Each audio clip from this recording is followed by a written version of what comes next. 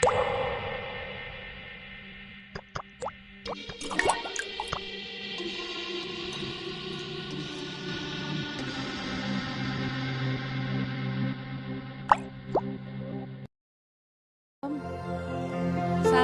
jemaat yang dikasihi Tuhan, ada salam. Siap memuji Tuhan. Mari kami undang untuk bangkit berdiri, kita memuji Tuhan dengan penuh sukacita.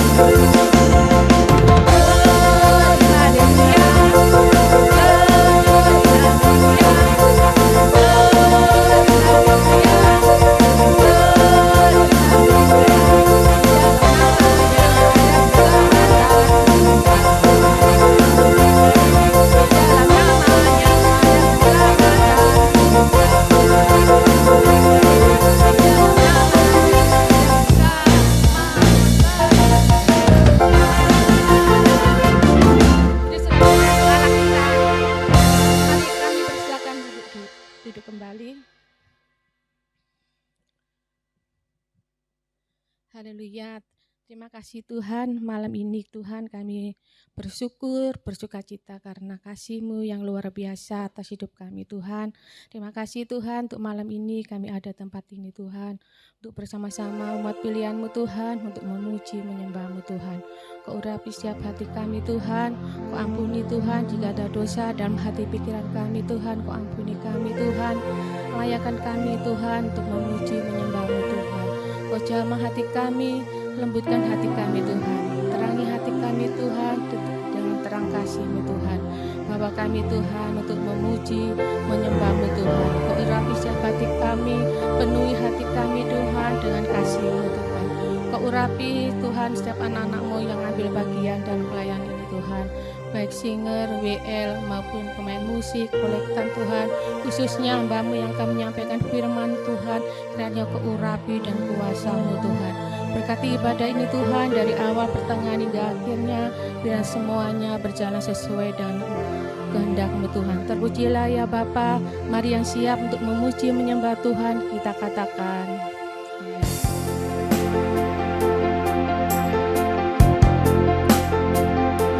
Kita punya Tuhan yang besar, kita punya Tuhan yang luar biasa. Mari kita sembah Tuhan, kita agungkan Tuhan.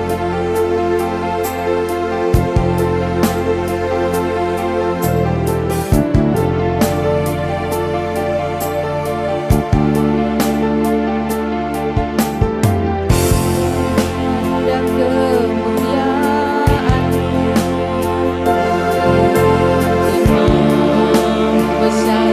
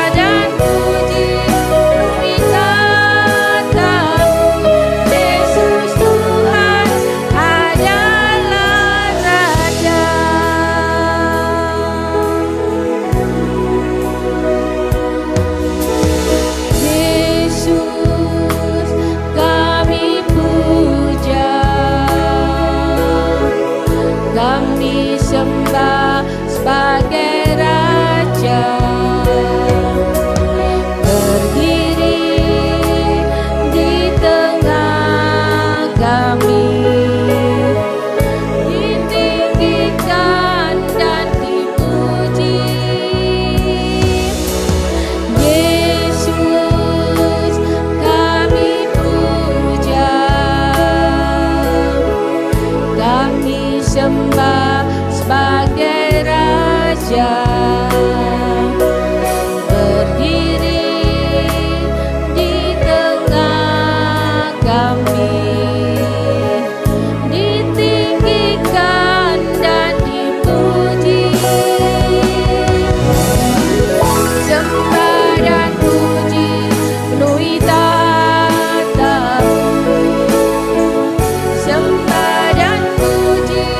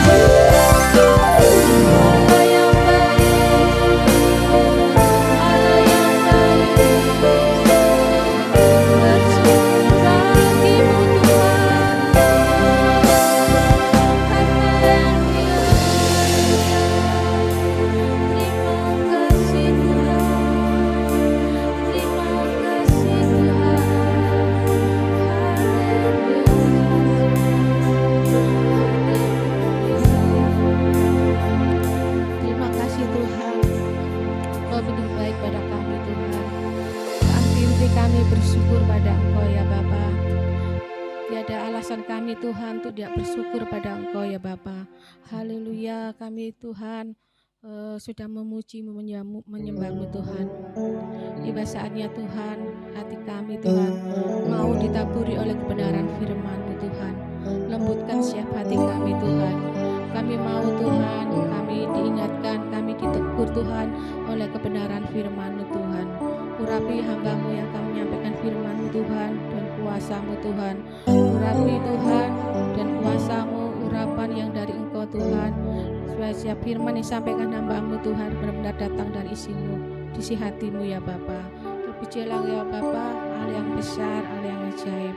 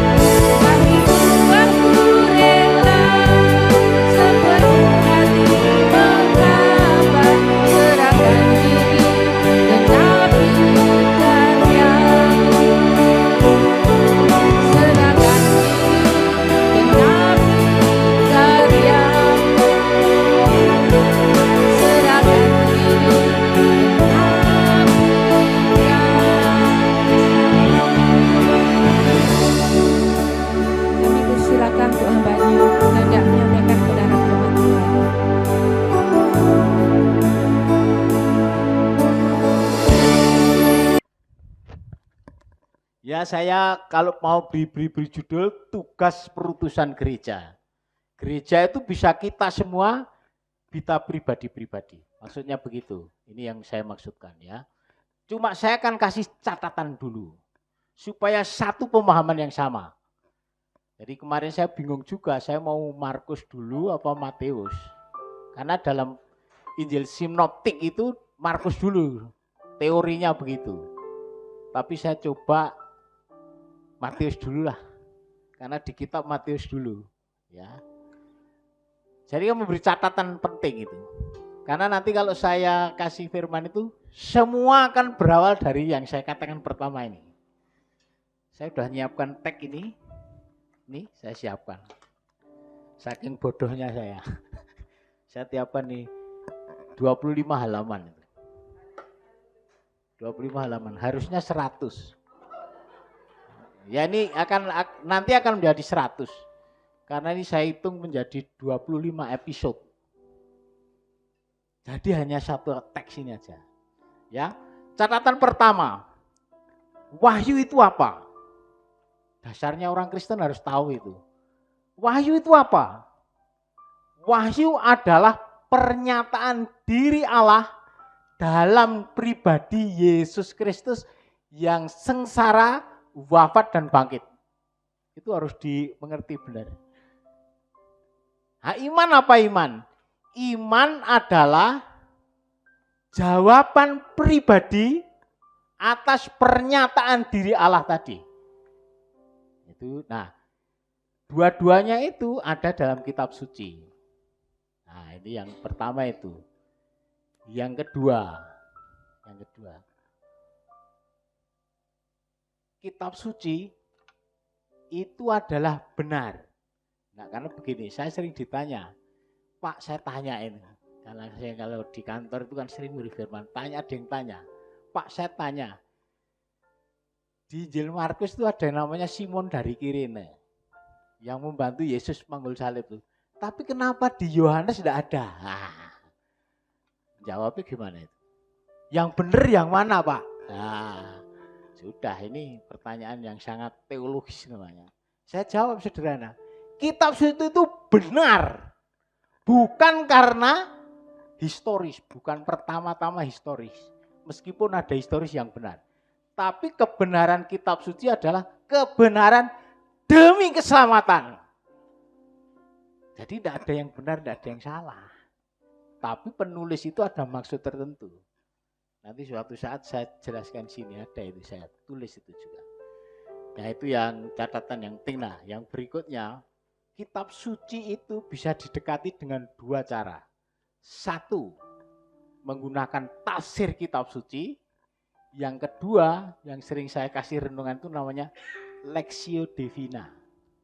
Lectio Divina artinya tahu? Bacaan rohani. Bedanya apa, Pak? Bedanya, kalau bacaan rohani itu saya ditafsirkan oleh kitab suci. Nah, hubungannya apa? Tafsir kitab suci membantu saya untuk ditafsirkan oleh kitab suci. Begitu caranya. Nah, saya akan mulai dengan ini. Ya, kita baca sama-sama ya. Itu ada, saya mengambil Matius 28 ayat 16 sampai 20. Ya, silakan baca bersama-sama. Dan ke-11 murid itu berangkat ke Galilea, ke bukit yang telah ditunjukkan Yesus kepada mereka. Ketika melihat mereka menyembahnya, tetapi beberapa orang ragu-ragu. Yesus mendekati mereka dan berkata, "Kepadaku telah diberikan segala kuasa di surga dan di bumi. Karena itu, pergilah, jadikanlah semua bangsa muridku, dan baptislah mereka dalam nama Bapa dan Anak dan Roh Kudus." 20. Dan ajarlah mereka melakukan segala sesuatu yang telah kuperintahkan kepadamu. Dan ketahuilah, aku menyertai kamu senantiasa sampai pada akhir zaman. Kenapa teks ini saya pilih? Saya punya alasan. Alasannya yaitu, ini adalah perikop terakhir, benar enggak, di kitab suci? Setelah itu enggak ada lagi kan? Nah, ini adalah rangkuman dari seluruh Injil Matius. Kenapa begitu? Baca di awal Injil Matius, Yesus lahir sebagai apa? Immanuel, baca itu. Yesus lahir sebagai Immanuel. Maka dan ditutup pada ayat 20. Siapa? Aku akan menyertai kamu. Jadi itu Immanuel. Jadi di awal disebut Immanuel dan di akhir disebut Immanuel. Di tengah-tengahnya itu adalah penjelasan mengenai itu semua. Seluruh Injil Matius begitu. Nah, sekarang ya ini saya akan uraikan satu-satu. Ya. Ya, bentar. Ini. Jadi saya jelaskan juga supaya semua maksud. Jadi perikop Matius merupakan akhir penutup, kesimpulan dari seluruh Injil Matius. Jadi itu kalau dibaca di atasnya ada kisah penampakan namanya. Penampakan Tuhan itu punya maksud beberapa. Satu, yang melewat penampakan pertama siapa? Rasul kan? Bener enggak? Sing enggak adanya Thomas, betul? Nah enggak ada kan? Penampakan itu lalu Thomas suruh ngapain? Suruh. Nah, jadi penampakan itu satu yang pertama. Itu mau menunjukkan bahwa Yesus itu betul-betul bangkit. Dan itu dia yang dulu disalib. Supaya dia secara fisik benar itu gitu loh. Ya. Nah, meskipun secara teologi di balik itu ada masalah. Ada masalah teologis tapi tidak perlu saya jelaskan. Ya itu. Nah, yang kedua, penampakan yang kedua itu adalah ini. Jadi itu membuktikan bahwa Yesus sungguh wafat dan bangkit. Yang kedua, kita juga bisa mengalami Yesus yang bangkit itu sehingga hidupnya diperbarui. Itu penampakan yang mana? Emmaus. Orang berjalan Emmaus menerima penampakan. Nah, waktu menerima penampakan dia apa? Kan kalau di ceritanya itu seluruh kitab suci dibacakan, benar enggak? Berarti itu dibacakan. Dan setelah dibacakan dia masih belum paham. Setelah itu baru ada apa? Perjamuan kudus. Berarti apa? Kalau kita ke gereja ini setiap hari, setiap minggu itu mendengarkan apa? Firman. Yang kedua, perjamuan. Itu maksudnya. Jadi sekarang ini pun saya bisa mengalami Yesus yang bangkit. Pada saat saya kebaktian. Jadi kalau orang setelah kebaktian kok mulai gak dapat apa itu dipersoalkan. Ya, itu. Yang ketiga, nah dalam perikop Matius itu mau menegaskan bahwa Kristus yang bangkit itu menjadi landasan kita semua untuk melaksanakan tugas perutusan kita masing-masing. Ini menjadi landasannya. Oleh karena itu nanti di dalam teks tadi disebut itu ada kata penghubung kalau nggak salah. Ya, ada kata penghubung itu. Mana ini? Ada kata penghubung kalau salah itu, kata itu. Ayat 19. Karena itu, nah, kata karena itu menjadi penting. Itu aja, ya. Nah, sekarang kita akan lihat satu persatu apa.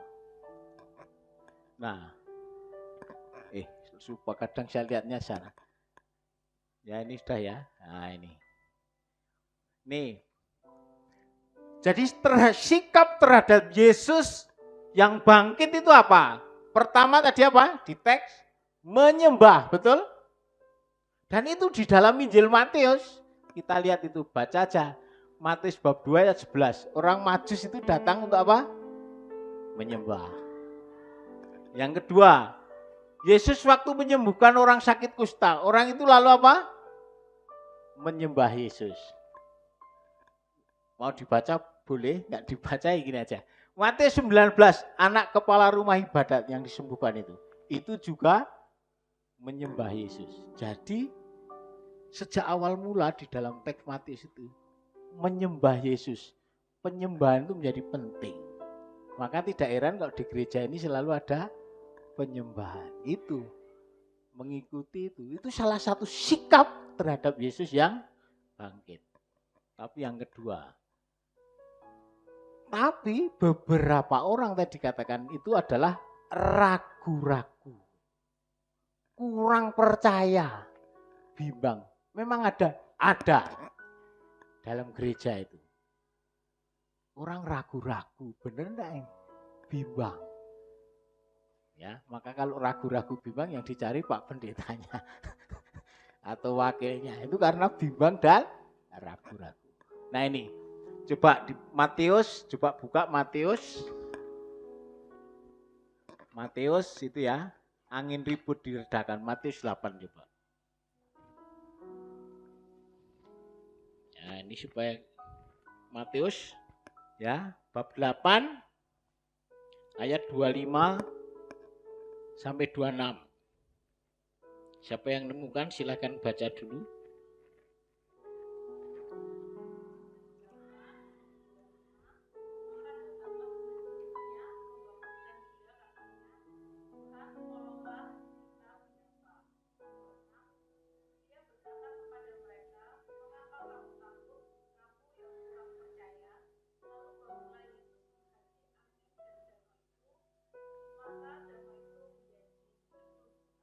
Ya, ini murid Yesus saja menjadi kurang murid Yesus loh ini. Apalagi saya. Nah, ini murid Yesus loh. Saya yang ngomong teks itu bukan saya. Ya, coba ini. Sekarang gitu ya, 14, 28, 31. Matius 48, 21. Ya, 14 ayat 28. Siapa boleh silahkan.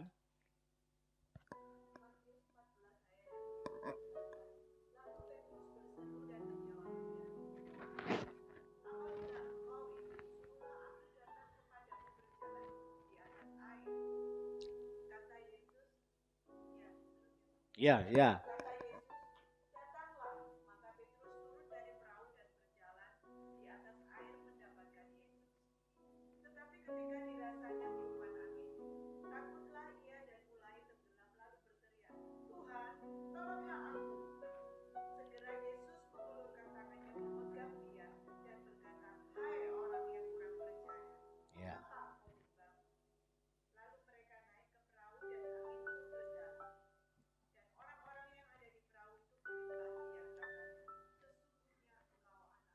Ya, ini Petrus gak ragu-ragu, bimbang. Harusnya ketika di jalan air dia tidak harus ragu, harusnya. Kalau saya, mungkin kita, ya udah terima kasih Tuhan, saya bersyukur saya boleh berjalan di atas air karena kuasa-Mu. Tidak akan tenggelam tuh Petrus. Nah, kenapa begitu? Karena Petrus mau berkuasa seperti Yesus. Punya kuasa, akibatnya begitu. Itu sebabnya. Nah ini ya. Nah ini. Mengapa terjadi keraguan-raguan, kurang percaya? Nah sekarang saya akan menggunakan ilmu tafsir. Supaya kita lebih memahami itu. Namanya ilmu tafsir sekarang ini. Saya mau bicara ilmu tafsir. Rupa-rupanya. Nah, kalau tafsir harus bilangnya begitu. Rupa-rupanya di dalam jemaat di balik Matius ini, jadi jemaat bilang jemaatnya Matius itu satu. Kenapa menjadi ragu-ragu? Jemaatnya Matius itu awalnya orang apa? Yahudi. Tapi ketika gereja itu sampai di Antiokhia, orang menjadi Kristen tidak orang Yahudi saja. Orang non-Yahudi masuk. Nah, ini menjadi persoalan bagi orang Yahudi yang menjadi Kristen.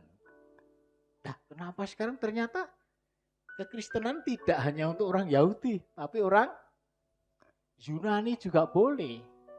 Ini menjadi, lalu timbul nanti Paulus nulis itu. Ini Pak disunat atau enggak? Problem. Sama. Makanya di gereja, sama di gereja.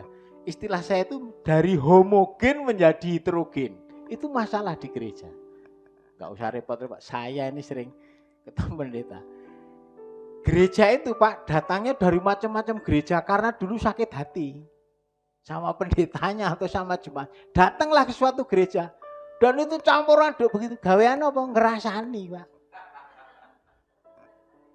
Ya kan benar? Ini menjadi lah persoalannya. Lah kalau sampai gereja kayak gini, saya percaya apa enggak? Kita dipersoalkan itu. Benar enggak? Ya saya nih. Tapi di sini jangan terjadi ya. Begitu dari homogam ya, maka ada lagu itu. Ku tak pandang dari gereja mana itu. Tapi itu tidak begitu gampang, percaya sama saya. Tidak gampang itu, pendetanya yang pusing. Itu kadang ngerasani kono lah, kono macam-macam lah. Itu homogen ke heterogen. Itu yang kedua. Yang kedua itu adalah menjadi Kristen waktu itu dikucilkan. Itu dikucilkan menjadi orang Kristen itu. Saya catat karena saya harus mempertanggungjawabkan. Ya, menjadi Kristen itu waktu itu menjadi sangat sulit. Jadi kenapa? Makanya pada waktu orang yang jadi Kristen itu dikucilkan. Dan itu membuat orang Kristen menjadi ragu-ragu. Tadi keraguan-raguan itu. Orang Kristen itu menjadi sangat ragu-ragu. Kenapa bisa begitu? Gini ya, enggak usah jatuh. Kita saja ya. Kita itu kalau minoritas di lingkungan mayoritas juga kadang menjadi ragu. Dan sulit sekali hidup. Enggak usah jauh-jauh lah. Saya punya banyak pengalaman lah. Atau bertemu dengan orang nih ya. Semua saya ini pernah punya pengalaman. Pom saya udah meninggal, makanya saya bisa cerita. Pom saya itu meninggal gara-garanya sepele, Bu. Setiap hari nangis ketemu saya. Karena dianggap saya paling tua, saya mau ketemu Bapak. Nangis, setiap hari nangis. Kenapa? Nangis, kira-kira. Jabatannya tinggi loh, Pak. Saya mau diturunkan, Pak. Yang bisa menurunkan Bapak. Loh kenapa? Kamu sudah dapat mobil baik, gajinya tinggi, anakmu juga masih kecil. Setelah terungkap, ibunya itu diancam oleh saudara-saudaranya yang awalnya itu Kristiani menjadi Muslim. Ibunya diancam, kalau ibu tidak ikut kami bunuh diri. Bayangkan itu anak perempuannya loh. Makanya dia ini mempertahankan imannya. Nah ibunya suruh ikut dia sulit sekali. Makanya kalau dia sampai menjadi pom, ya tempat saya kalau yang namanya pom itu ya Pak, pulang tiap hari di atas jam 10. Yang namanya pom itu. Kerja itu tiap hari lebih dari jam 10. Nah itu yang yang membuat dia juga nggak tahan. Ya sudah, akhirnya apa Bu? Ya sudah, saya turunkanlah, saya lobby ke CEO. Waduh terima kasih, itu ketemu saya ada 5 kali. Dan saya telepon CEO juga sebetulnya, waduh ini, orang naik jabatan sudah tinggi-tinggi, gajinya tinggi kan enggak mungkin Pak. Kalau jabatannya diturunkan gajinya turun kan enggak mungkin. Enggak ada itu ilmunya Pak. Nah sudah, akhirnya dia turun jabatan. Ibunya ikut dia, diambil ibunya itu. Enggak lama, anaknya yang laki meninggal. Yang ambil itu meninggal Pak. Karena COVID itu meninggal Pak. Ibunya enggak selang berapa meninggal juga. Itulah orang yang sulit di dalam di lingkungan yang benar. Ini orang Kristen yang di lingkungan itu ya sulit menurut saya. Saya bisa mengerti itu. Di tetangga saya dulu ada juga itu. Yang sampai nabrak spur Pak, ada. Ini perumahan situ. Ya karena begitu ditinggalkan itu. Itu yang nomor Yang nomor 2. Yang nomor 3 itu adalah bahwa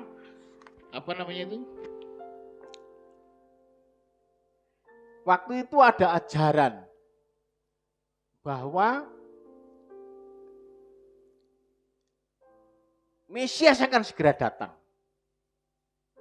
Mesias akan segera datang. Dan ternyata tidak datang-datang. Waktu itu zaman itu dalam Matius, sehingga orang menjadi ragu benar ini dia datang. Nah, kedatangan Tuhan itu apakah harus nunggu kedatangan yang kedua? Tidak perlu. Kedatangan yang kedua itu sebetulnya Bapak tahu namanya waktu. Waktu itu ada 2. Udah tahu, pernah dengar enggak? Waktu itu ada dua. Namanya waktu itu disebut kronos dan satu disebut kairos. Nah, waktu Tuhan datang kedua itu yang mana? Yang kairos itu.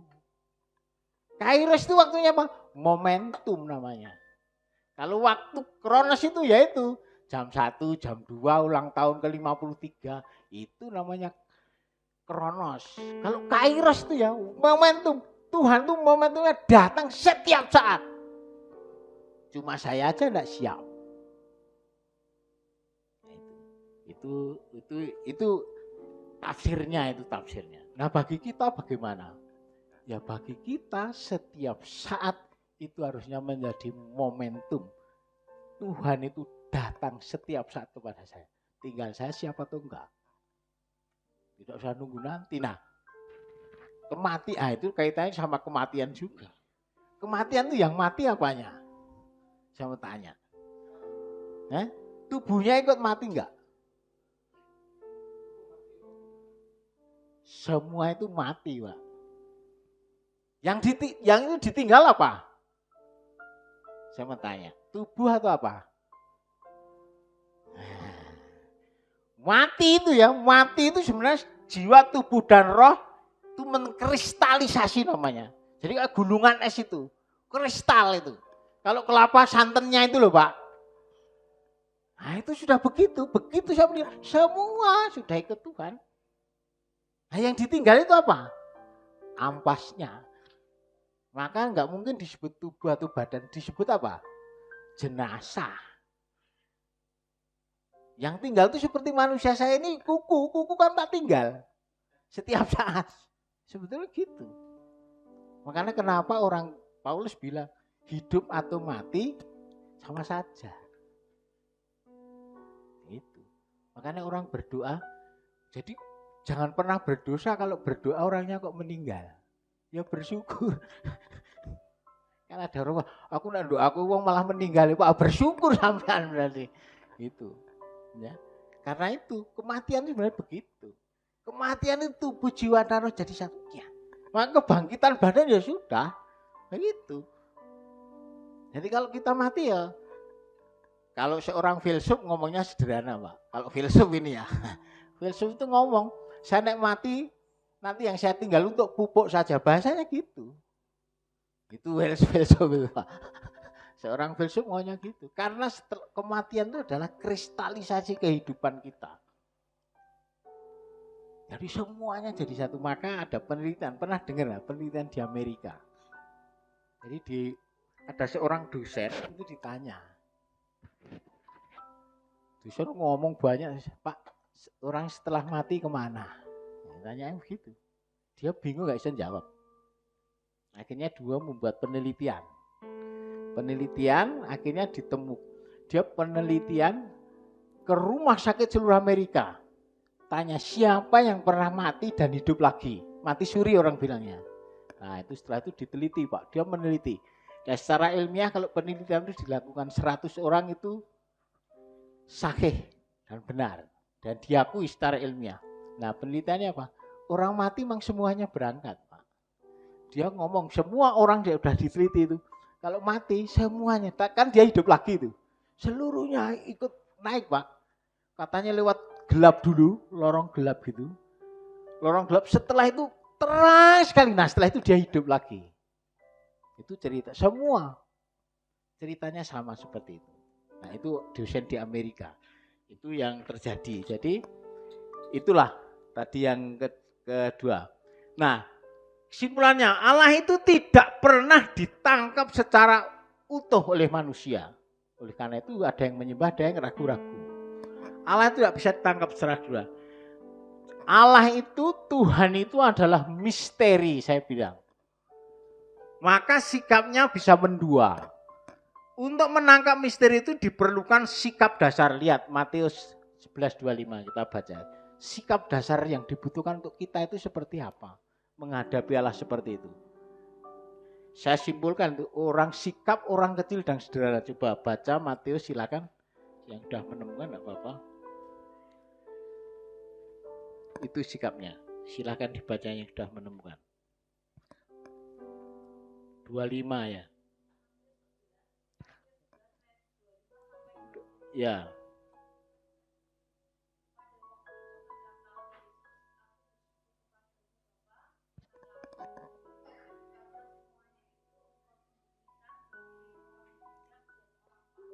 Ya.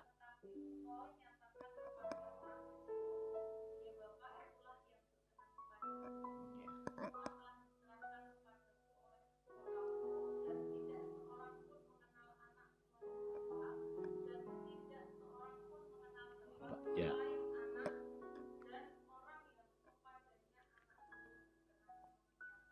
Ya. Jadi sikapnya terhadap Allah dan yang berkenan kepada Allah adalah sikap seperti apa? Anak kecil itu dan sederhana. Artinya apa? Membiarkan diri dikuasai oleh Allah dan di hadapan Allah saya ini bukan apa-apa. Nah, ini saya bandingkan gini. Siapa yang belajar teknik atau apalah? Yang belum pernah belajar teologi ada? Pak Pendeta pernah belajar teologi pasti, ya kan? Pak Sanjaya pernah kan? Bedanya belajar teologi sama Pak Budi teknik. Pak Budi belajar teknik kan? Nah, apa Pak bedanya? Kalau orang teknik, ilmu ini saya sebut tuh, ilmu teknis. Bapak belajar teknik itu apa? Menguasai seluruh teknik, betul enggak? Teknik itu harus dikuasai. Kalau tanya Pak Budi mesti saya jawab Pak Budi. Teknik, betul. Semua. Kalau sarjana pendidikan ya harus menguasai dunia pendidikan. Mulai dari pedagogi, presentasi, macam-macam lah. Pedagogi, presentasi, intonasi, berbicara di depan umum, psikologi. Semua harus dikuasai. Belajar teologi beda, Pak. Orang belajar teologi itu menjadi bodoh. Bedanya situ, Pak. Maka seorang teolog disebut doctora ignore. Tahu artinya? Orang bodoh yang terdidik. Jadi kalau belajar teologi itu harus menjadi orang bodoh yang terdidik. Orang bodoh ada dua, Pak. Yang terdidik disebut teologi, teolog. Yang bodoh dan tidak terdidik itu ada. Apa namanya, Pak? Itu penghinaan terhadap manusia paling besar. Sering dengar Rocky Gerung? Rocky Gerung kalau ngunek ke orang apa? Iya, dungu. Dungu itu bodoh dan tidak terdidik. Itu menghina manusia paling rendah. Ya cuma rada kroso aja. Nah, saya kroso kalau saya, karena saya ngerti. Makanya waktu saya belajar teologi yang pertama, suruh retret 1 bulan. Waktu saya mau S1 teologi, retret 1 bulan. Karena harus mempunyai sikap dasar namanya. Sikap dasar lepas bebas. Waktu saya S2 teologi, balik lagi suruh retret lagi. 1 bulan lagi. Wah berat Pak, berat. Karena itu jadi harus menjadi bodoh. Saya tidak boleh menguasai teologos. Tidak boleh menguasai Allah, itu problem. Tapi saya suruh belajar mengenai Allah dan logos, itu problem. Tidak boleh saya menguasai, saya harus semakin dikuasai oleh Allah. Itu sikap dasarnya gitu. Itu bedanya di situ. Jadi,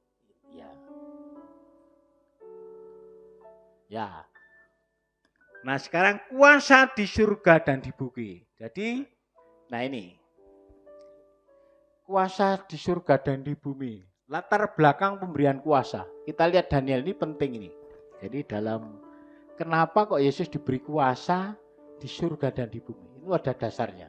Kitab Daniel, kita lihat silakan cari kitab Daniel. Yang sudah nemu langsung aja baca supaya cepat. Kitab Daniel bab 7. Ya, bab 7. Ya itu. Nah. Silakan yang sudah ketemu baca saja. Tadi ayat berapa?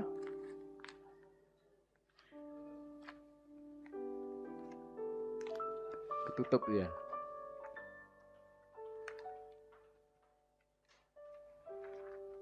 Ayat 7. Ayat 7, bab 7 ayat 9 sampai 14. Tapi khususnya ayat 13 coba.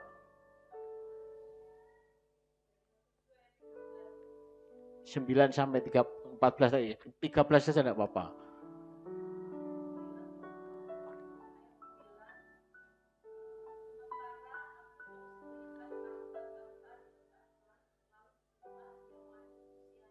Ya.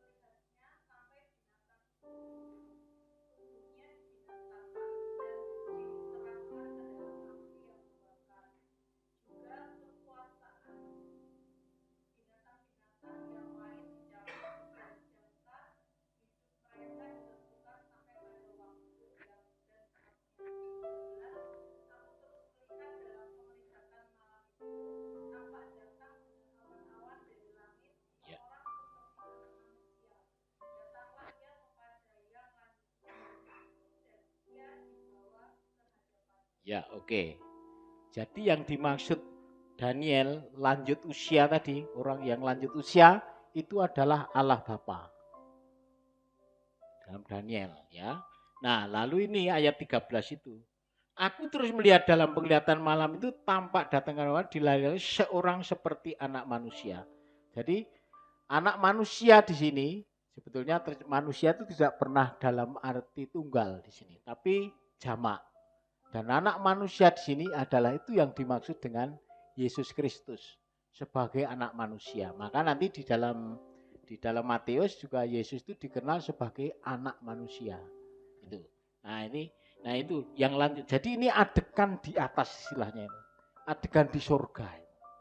Daniel itu kan termasuk kitab apokaliptik namanya. Jadi dia suatu penglihatan. Nah yang lanjut jadi Bapa dan dialah Yesus itu di situ. Dan juga kitab Wahyu hampir sama itu. Bab 4 ayat 1 2 dan itu Wahyu bab 5 juga sama. Sama itu hampir sama. Tapi itu semua cerita mengenai adegan di atas. Di surga di mana Yesus diberikan kuasa itu. Nah, sejak panggilan Musa dalam Keluaran bab 3. Jadi kalau mau baca Keluaran bab 3, tapi itu sejarah itu dikuasai oleh Tuhan. Jadi sejarah kita ini sudah dikuasai oleh Tuhan. Makanya Tuhan atas sejarah. Nanti kalau belajar kitab Mazmur itu pengenalan pertama itu bukan Tuhan sebagai pencipta. Enggak. Kitab Mazmur itu kalau diselidiki detail, itu pertama yang dia kenal adalah Tuhan atas sejarah. Nah, itu. Jadi pembebasan orang Israel itu menjadi titik balik seluruh proses beriman. Dan disitulah maka ini sejarah manusia itu dikuasai oleh ini Tuhan. Nah, Matius itu dan kuasa itu apa? Matius bab 9 ayat 1 sampai 8 itu adalah kuasa pengampunan dosa. Kuasa dari Tuhan surga itu adalah kuasa untuk mengampuni dosa. Itu.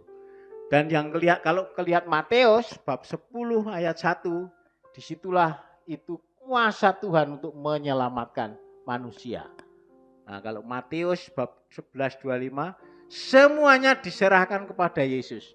Jadi kalau di kata-kata di situ artinya kuasa dalam rencana Tuhan.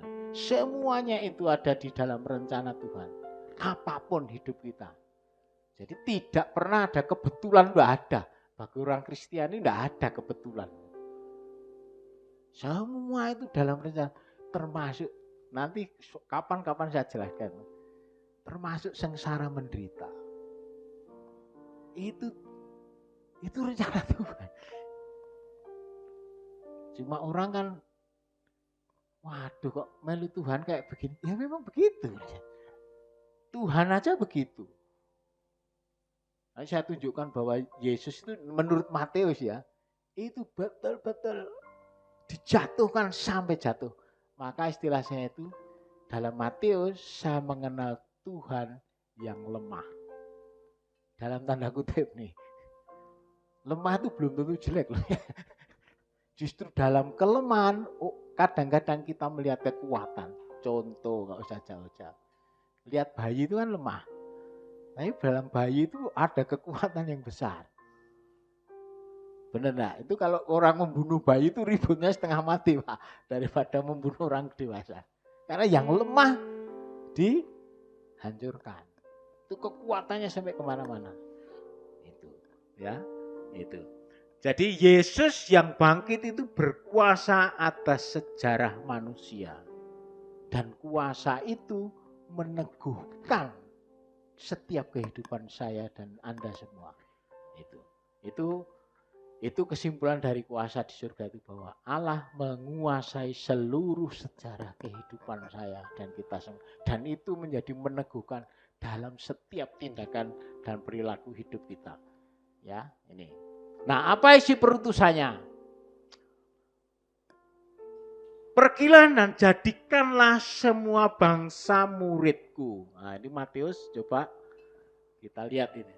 Perutusan ini kan masih lama, enggak apa-apa. Kayaknya enggak kelamaan saya. Itu ya, Matius bab ini. Bab 10 ayat 5 sampai 12. Ya.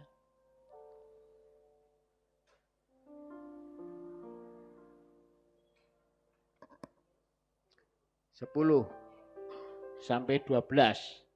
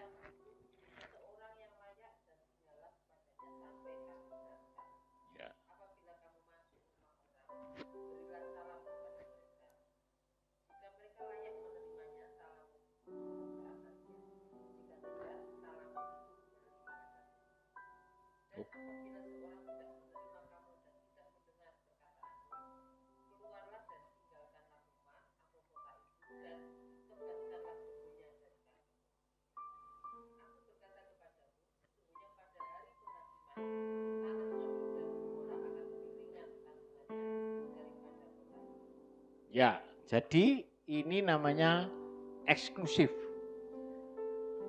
Jadi perutusan semua bangsa itu dulu dipahami dalam Matius itu hanya orang Israel yang hilang.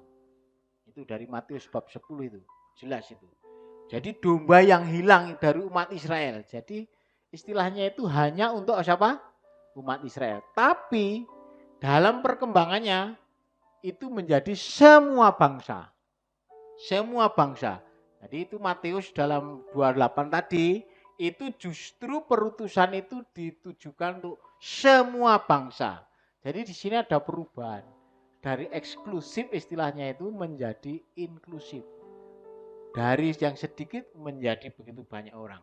Nah itu sebenarnya sudah dinubuatkan oleh Nabi Yesaya. Coba Nabi Yesaya bab 42 ayat 6. Jadi di dalam Yesaya itu sudah diterangkan bahwa ini menjadi terang bagi bangsa-bangsa. Siapa yang menemukan itu silakan. Yesaya 42. 42 ayat 6.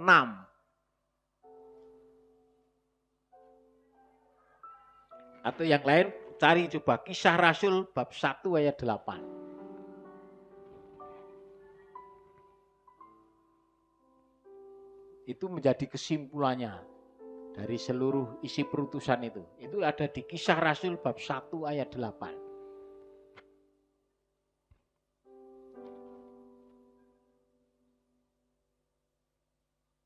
Oke, sudah ada yang ketemu Yesaya 42? Ini ya, aku ini Tuhan telah memanggil engkau untuk maksud penyelamatan, telah memegang tanganmu, aku telah membentuk engkau dan memberi engkau menjadi perjanjian bagi umat manusia, menjadi terang untuk bangsa-bangsa. Jadi itu Yesaya sudah menubuatkan bahwa Tuhan itu harus menjadi, kita semua gereja itu harus menjadi terang bagi apa? Bangsa-bangsa. Ini sudah semuanya sudah dinubuatkan. Nah, Kisah Rasul bab 1. Ini sebuah kesimpulan dari ini semua. Dari Matius tadi. Semua bangsa muridku. Menjadikan semua bangsa muridku. Maksudnya apa?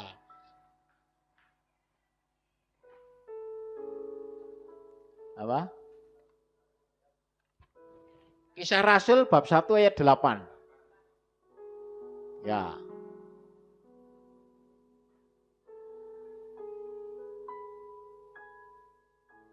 Ya. Tetapi kamu akan menerima kuasa kalau Roh Kudus turun ke atas kamu dan kamu akan menjadi saksiku di Yerusalem dan di seluruh Yudea dan Samaria dan sampai ke ujung bumi. Itu maksudnya. Jadi menjadi sangat inklusif namanya istilahnya itu. Jadi, nah inilah kesimpulan dari Matius itu. Nah, sekarang yang kedua, isi perutusannya apa tadi? Yang kedua, itu adalah baptislah mereka dalam nama Bapa dan Anak dan Roh Kudus. Ya, nggak berubah, nggak mau. Nggak bisa ya, nggak apa-apa. Tapi yang kedua itu adalah, ya bisa ya. Itu apa? Betul ya. Oh, nomor 3 itu. Nomor 2. Baptislah mereka dalam nama Bapa dan Anak dan Roh Kudus. Jadi kalau saya cuma mau menyebut itu. Dalam Kisah 2:38 itu rumusnya bukan membaptis dalam nama Bapa, Anak dan Roh Kudus, tapi membaptis dalam nama apa? Yesus kalau dalam Kisah Rasul. Itu berarti secara teologis itu ada perkembangan pemahaman mengenai Trinitas di Matius. Di Kisah Rasul kan di Kisah Rasul kan ditulis lebih dulu daripada Matius. Lukas itu menulis lebih dulu.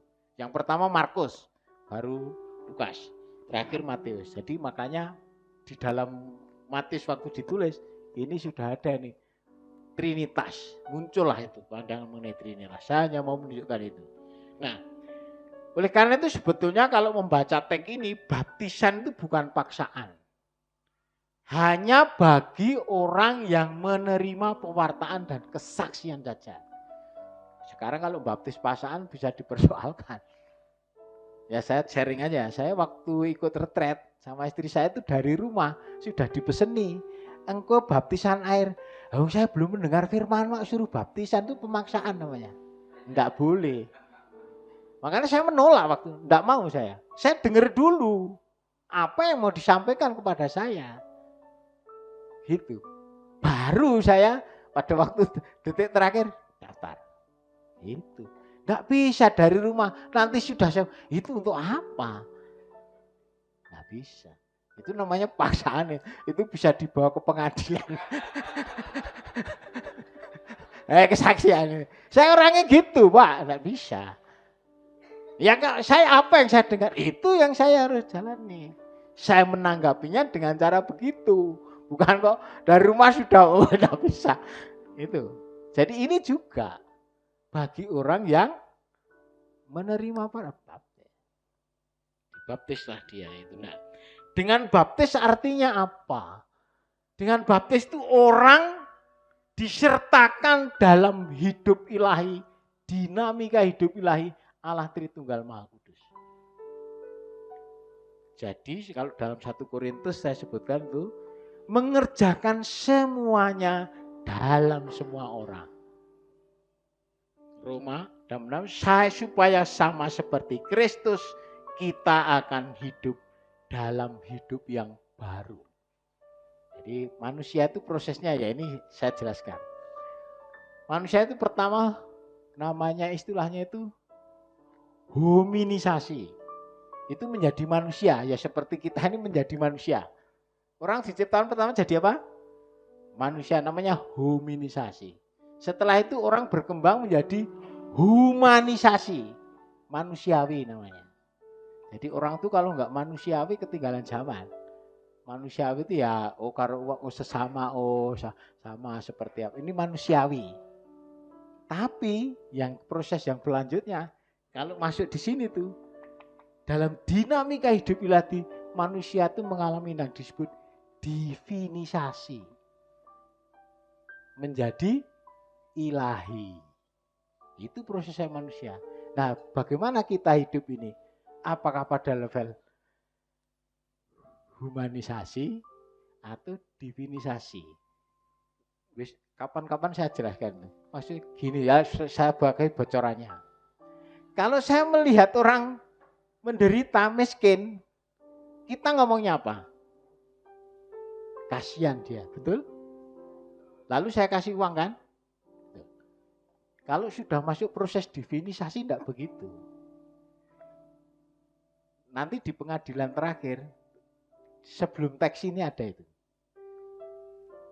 Kristus bilang kan, ada orang yang tanya, kenapa kamu? Karena kamu waktu saya apa? Miskin, tidak punya, kamu memberi aku pakaian. Ketika aku di penjara, kamu, nah, proses divinisasi artinya apa? Kalau saya melihat orang yang menderita itu, disitulah saya melihat Kristus. Nah, kita nyampe enggak itu? Pak Edi melayani di penjara. Itu saya bukan melayani orang penjara, bukan Pak. Saya melayani Kristus yang ada di situ. Itu beda Pak, semangatnya berbeda. Sama dengan saya, kalau saya cuma melayani orang ini, namanya prosesnya namanya humanisasi. Lalu divinisasi melihat itu. Karena disitulah orang yang seperti itu menjadi representasi dari Kristus. Itu. Motivasi semangat kita itu beda, Pak. Itu yang apa namanya? Yang saya sebut dengan ini.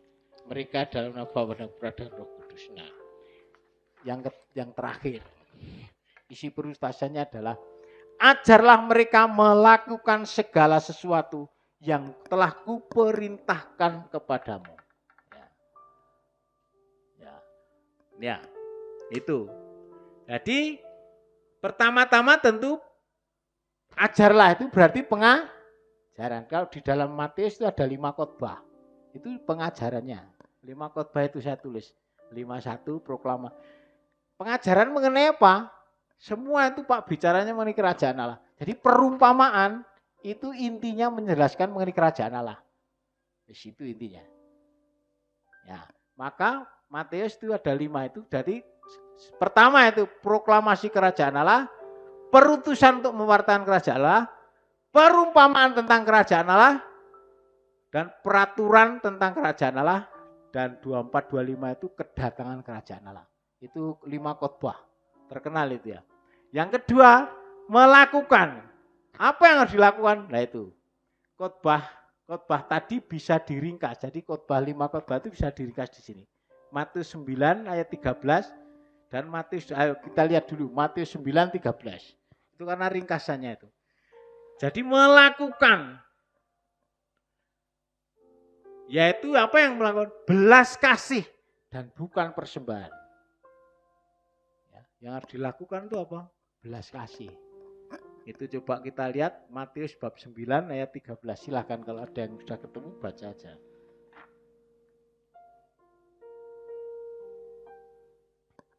Matius bab 9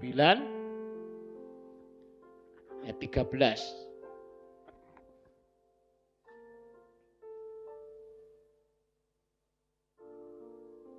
Jadi saya baca ya. Jadi pergilah dan pelajarilah arti firman ini.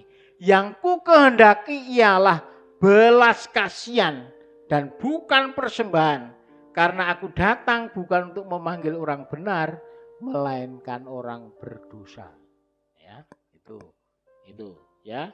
Sama Matius bab berapa tadi? 12. Ya. Matius bab 12 ayat 7. Jika memang kamu mengerti maksud firman ini, yang kuhendaki ialah belas kasihan dan bukan persembahan. Tentu kamu tidak menghukum orang yang tidak bersalah. Jadi itu intinya di situ sebetulnya. Jadi belas kasihan. Jadi maka pengajaran dan dan melakukan itu istilahnya begini, Pak. Iman itu harus diungkapkan. Iya. Jadi saya mengakai dua kata yang berbeda. Iman itu harus diungkapkan dan iman itu harus diwujudkan. Menjadi nyata. Bedanya apa, Pak? Kalau iman diwujudkan sebagai orang Kristen menjadi jelas. Tapi kalau diwujudkan itu menjadi tidak jelas. Contohnya Pak Budi punya karyawan orang Kristen sama orang non-Kristen. Si Kristen rajin berdoa, waktu bekerja ya ra ketok, Pak. Tapi enggak kelihatan. Karena menjadi tidak kentara. Tapi kalau yang puji-pujian ya kentara mesti orang Kristen. Benar? Tapi kalau udah bekerja Bapak susah membedakan. Menjadi tidak kentara istilahnya. Nah itu iman itu harus diungkapkan tapi juga harus diwujudkan dalam kehidupan yang nyata. Itu istilah saya yang saya pakai. Nah, janji Tuhan yang terakhir itu. Sebetulnya saya tidak harus selesai sih sebetulnya. Saya bisa melanjut ke tahun depan. Ya. Tapi teknik sudah saya pilih, saya harus mempertanggungjawabkan. Ya, aku menyertai kamu senantiasa sampai akhir zaman. Jadi ketika perutusan itu diberikan, selalu ada penyertaan Tuhan.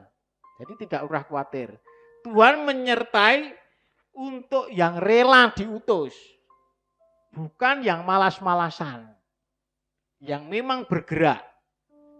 Kalau saya di tempat ini ada doa keliling, penyembahan dan sebagainya.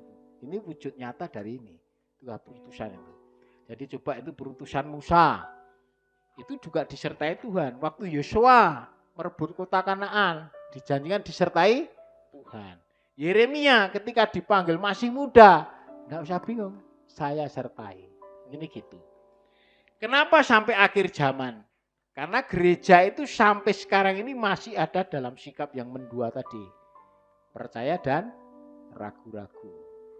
Kita itu kadang juga begitu, percaya, ragu-ragu. Maka Tuhan selalu akan menyertai kita. Kenapa, Pak? Yaitu. Jadi itu Pak Budi dulu pernah bercerita itu. Pukat itu kan yang didapat juga ikan yang baik dan yang buruk. Gandum di tengah ilalang itu akan selalu ada, Pak. Boleh cabut? Enggak, ya nanti pada akhirnya. Jadi pada akhirnya Tuhan yang akan manen. Tuhan yang baik pada akhirnya akan menang. Pada akhirnya. Tapi proses panjang. Jadi di akhir zaman kepenuhan waktu selamanya semua akan menjadi baik. Yang diberi pernyataan. Nah kamu yang diberi pernyataan itu siapa? Di kitab suci tadi itu kamu bunyinya. Kamu itu siapa? Pertama adalah 11 rasul. Dan yang kedua adalah kita semua yang menjalankan misinya.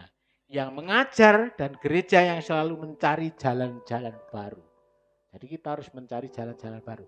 Saya sering mengistilahkan itu, gereja itu harus seperti rumah sakit di medan perang.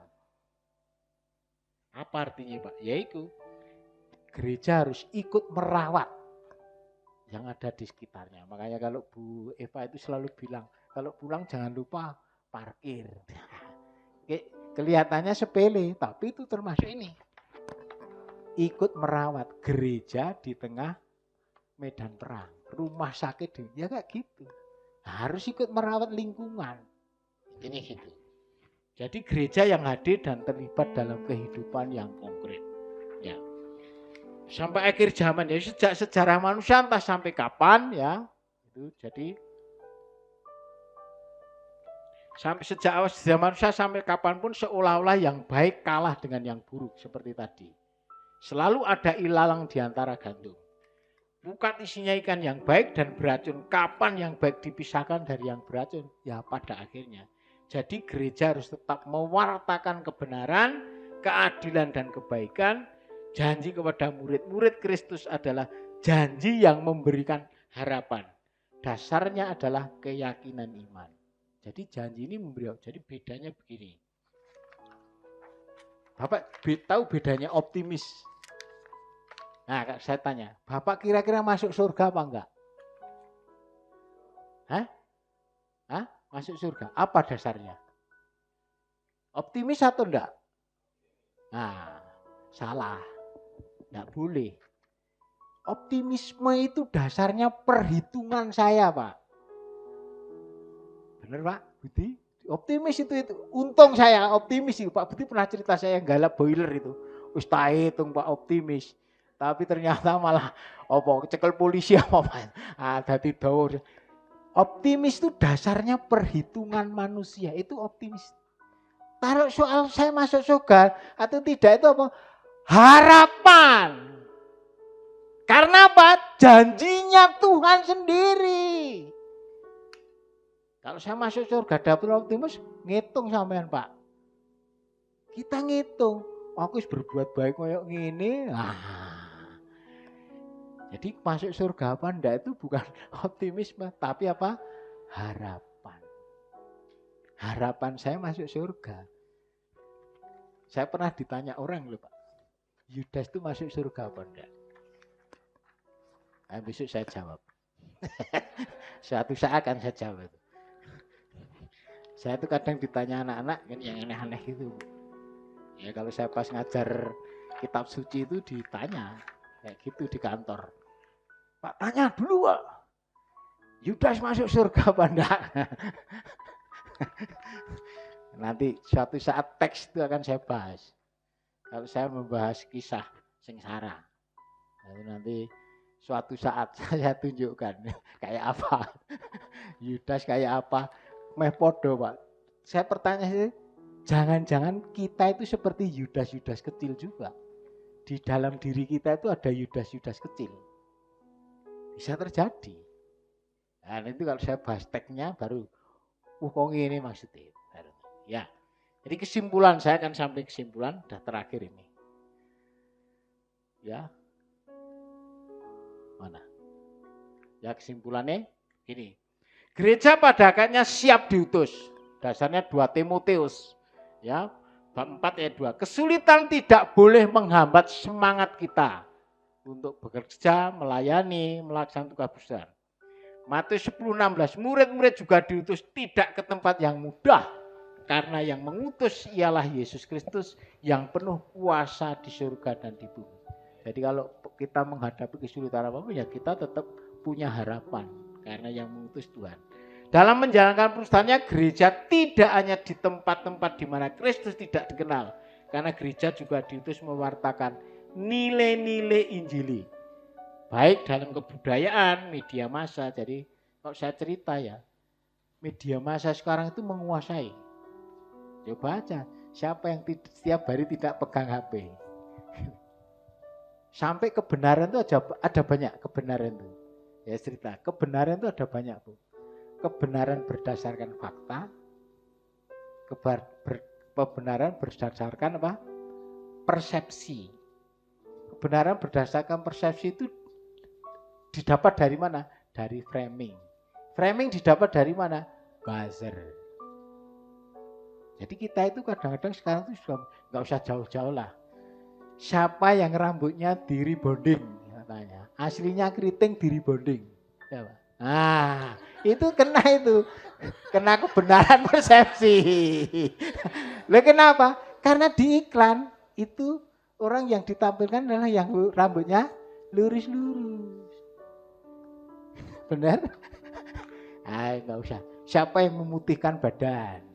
Karena di iklan ditampilkan itu. Dijejer tuh yang putih sama yang enggak, yang glow sama enggak. Akhirnya apa? Memutihkan badan itu. Supaya apa? Supaya glow. Itu Anda itu dibentuk oleh persepsi. Padahal itu kalau Valentine enak membelai yang keriting lama toh. Kalau yang beli keriting sayang gitu. Kalau yang apa? Sayang udah. Itu. Jadi guyonane ngono. Itu persepsi itu, Pak. Gitu. Makanya saya tuh kok ngene ya kok ngene iki. Tetep pelek enggak apa-apa. Saya sering dihina di kantor kalau sama anak-anak itu. Pak Markus itu bejo, tapi yang celaka istrinya. Kayak di kantor saya dibilang gitu sama anak-anak itu kan itu sama dengan anak saya. Yang ngetingin anak-anak saya ini. Kalau bapak ngetik lah, Papa B, sini B, saya bantu B gitu. Anak-anak itu. B, saya bantu B. Babe istirahat aja dulu. Oh iya, ini tulisan tangan saya kamu ketik ya. Diketik sampai selesai. Bener Pak ora. Karena yang ngetik semua berjilbab. Dari ngetik ini maksudnya apa? Mat 10 16. Tulis aja lah. Yang tahu saya. Ya. Jadi kayak gitu Pak. Itu kadang-kadang kayak gitu itu. Nah, tapi padahal kalau kebenaran kitab suci tadi yang saya sebut kitab suci mengandung kebenaran itu menyangkut 3. Moral, jadi istilahnya itu legal, moral, dan sosial. Suatu nanti ya. Jika kenyataan semakin jauh orang menjadi cemas dan takut. Dan jika kita berlandaskan pada harapan, bukan perhitungan manusia, maka tidaklah membuat kita putus asa. Harapan itu bukan berdiam, tapi bertekun setiap hari. Lihat 1 Korintus 15:58. Inilah sikap menyembah yang sejati. Dalam bekerja, ya apa? Kalau saya istilahnya saya ungkapkan nih. Dalam bekerja, seolah-olah Anda bergantung pada dirimu sendiri.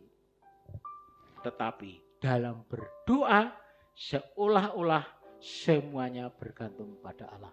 Amin. Marilah kita berdoa. Tuhan Bapa di surga, mohon ampun Tuhan atas segala dosa dan kekurangan hak kami. Karena kami sering ragu-ragu.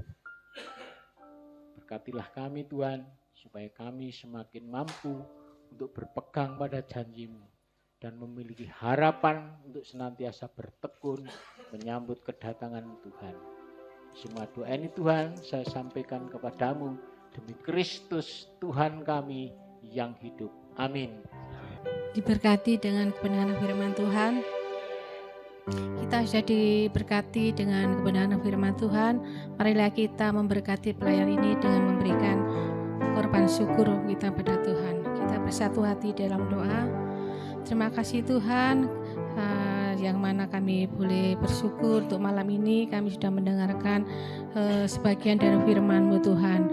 Biar firman-Mu yang kami dengar Tuhan boleh kami mengerti, kami fahami, dan firman-Mu kiranya memberikan kuasa pada kami Tuhan untuk mengenal pribadi-Mu dengan benar ya Bapa.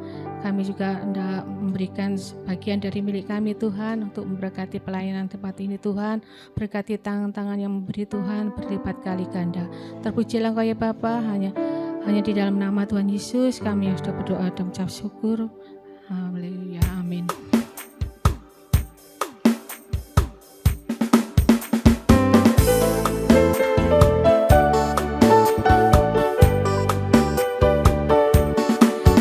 Berbahagialah orang yang takut padamu. Berbahagialah orang yang setia padamu. Dia akan menikmati hujan berkat-berkat-Mu hari ini,